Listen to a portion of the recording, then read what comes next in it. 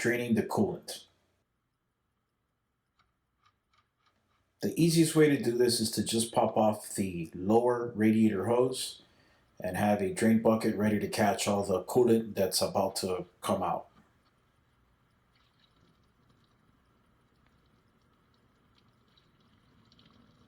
I like to leave the radiator hose slightly on so that it can drip slowly, and then as it starts to empty out, I will remove the hose completely.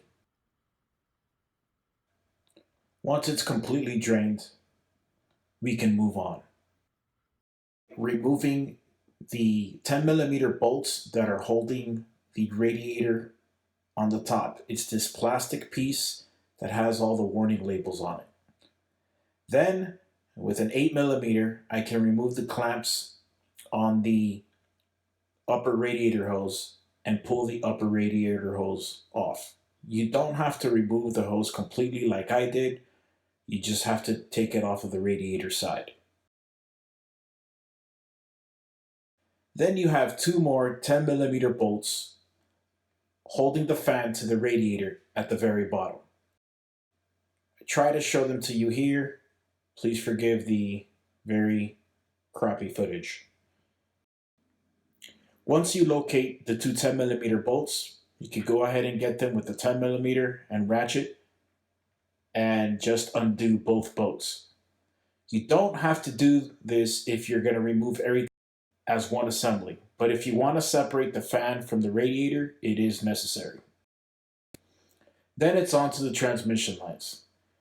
It's very important that you use a flare nut wrench or a line wrench to remove the transmission lines. This will prevent you from rounding out the nuts on the fittings for the lines. Once they're completely loose, you can go ahead and just grab them and pop them off of the radiator.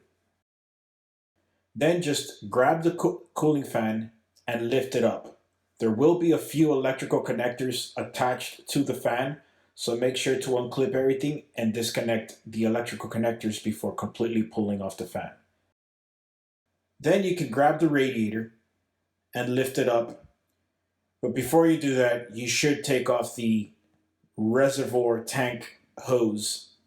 Then you can lift up the radiator and make sure to drain any remaining coolant that's in the radiator. For installation, just follow the same steps backwards. The following footage is put in reverse as this vehicle was never put back together. It can still be used as a guide. Grab the radiator, put it back on, and of course, attach the reservoir tank hose. Then grab the cooling fan and connect it right back to where it was and slide it right back into place. Do not forget the bottom two 10mm bolts. This is your best chance of getting them. Then go ahead and slide both transmission lines right back into their fittings and use the flare nut wrench to screw them back into place. Then go ahead and install your upper radiator hose, and don't forget to tighten down your clamps. Go ahead and do the lower radiator hose. Once again, do not forget to tighten down the clamps. Then at this point, you can go ahead and put the remaining 10mm bolts. Top radiator off with green antifreeze. Leave cap off and start engine. Turn heater on and watch temperature. You want the temperature to get to the middle and slightly drop on its own. Once this happens, top off radiator and put cap on. If temperature gets past middle of gauge and gets hotter, shut engine off and let it cool down. Top off antifreeze and try again. This process is needed to purge air out of the system. Skipping this step could cause the engine to overheat.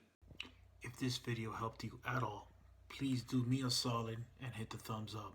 Appreciate it.